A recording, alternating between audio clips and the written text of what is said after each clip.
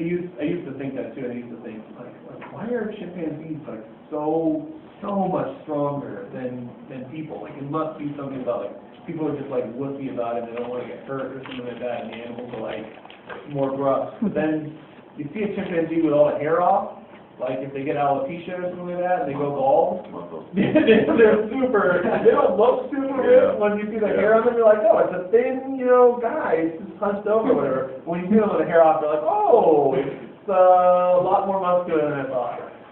So, I still don't know. I mean, they're not like 10 times as muscular as a person. Does that have to do with like the muscle being more compact?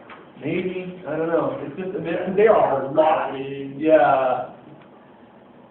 They can't even stand up comfortably, but they are a lot stronger than a person. So, yeah, you're not going to win a fight with lots of the big scary animals. Like, if you get in a fight with a chimp or a tiger, like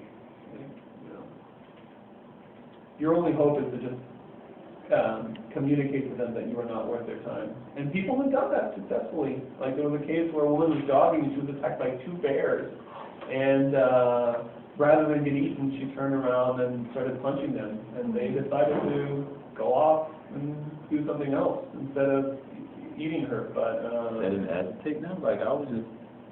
What's that? I said the punches didn't agitate them even more? Like...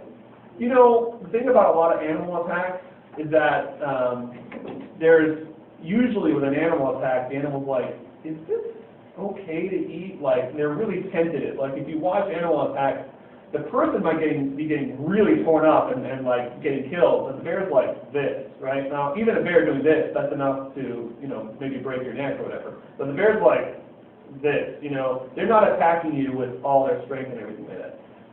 There have been times in history where an animal has learned that people are good food and has developed hunting techniques for people. When that happens, you have to kill those animals right away because there was a case in Africa where like a pair of lions decided that people were food and there was a railroad being built and I don't know, over 100 people, maybe 200 people or something like that, like huge death toll, people just being dragged off into the night. Now, Africa has lions and people, so that's not the regular course of events, right? Regularly, lions don't eat people. But if a lion or a tiger becomes a man-eater, like they learn, oh, they're delicious, and then they can become specialist predators of human beings, and then you'll have an animal attacking you with all its strength, and it's not going to be like playing around like that. That's why we always, like rangers, will go and kill any animal that attacks a person, because once they do that, you can't mess around anymore. Gotcha. Right. Like they tell their friends. They can't tell their friends, but they can train their kids to do it. A mother can take her cubs on there and feed them on human flesh, and then you would have a really bad situation. We'd be back to the bad old days where,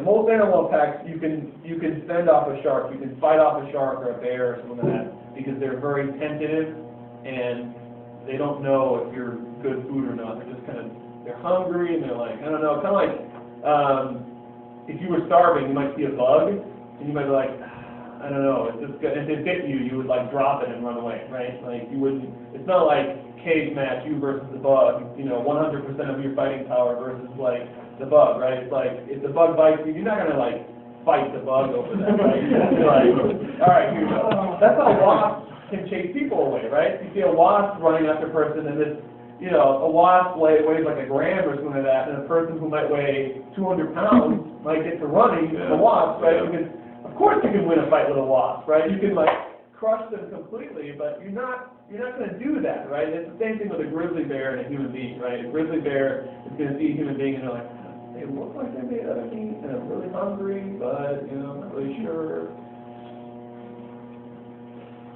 So that's why you can fight. There was even a case of a man who bit a grizzly bear and won that fight, but that was kind of a weird story.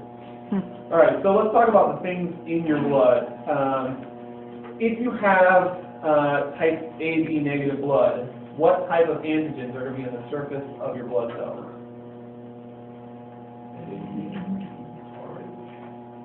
No RH. You just have A and B, right? AB negative is going to be A and B. What about B positive? You can have the RH and RH and B B. antigens, right? What about O positive? It doesn't have You can have RH factor. orange, that's yeah, a it has positive. RH, but it doesn't have the other, so it Doesn't can, have A or B, right? And then O negative is going to be none of Nothing. those antigens. You can have A, B, or the RH factor. Okay. And of course, you're going to be sensitive. Your immune system will attack any antigens that you don't naturally have in you. Okay. Flow of blood through the heart. Okay, so the blood comes in through two large veins. Okay, what are they? The vena cava, superior and inferior vena cava. And then where does the blood pool from there? The right atrium. Okay, now you've got a valve between the right atrium and the right ventricle. What's that valve called? The tricuspid valve. Okay, the tricuspid valve. And then you've got the right ventricle. Is that the more muscular or the less muscular? That's the less muscular ventricle. That thing's going to squeeze and send the blood through what valve? The pulmonary semilunar valve. It's going to go out to the pulmonary trunk, and then you're going to have the pulmonary arteries carrying blood to the lungs. And then in the lungs, you have the capillaries wrapped around what structure where the blood gets oxygenated? The alveoli, right? And then it's going to return to the heart in the pulmonary veins, which are carrying oxygenated blood in reverse systemic circuit. And they're going to gather up at what atrium? The left atrium, right? From the left atrium, you've got a valve that goes into the left ventricle. What's that valve? The bicuspid or mitral valve. And then it's going to go into the left ventricle, which is the more muscular of the two ventricles, and it's going to get pumped up to the aortic semilunar valve. So look at the heart.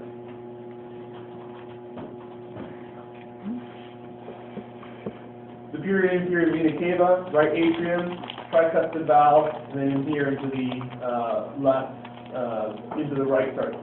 superior and inferior vena cava, right atrium, and then into the right ventricle. Right ventricle is going to squeeze it out to the pulmonary semilunar valve. It's going to go out to the pulmonary trunk, where you're going to branch into the pulmonary artery. It goes out to the lungs and then comes back through here and here into the pulmonary vein. It's going to go into the left atrium. It's going to be squeezed through the mitral or bicuspid valve into the left ventricle, which should be drawn a little more muscular, something like this. And then the left ventricle is going to give a squeeze and send it to the aortic semilunar valve into the aorta, which is the main artery that's going to branch into all the different arteries and sort of divide up the blood into the necessary allotments for your head and legs and all that stuff. So you need to know that pretty well.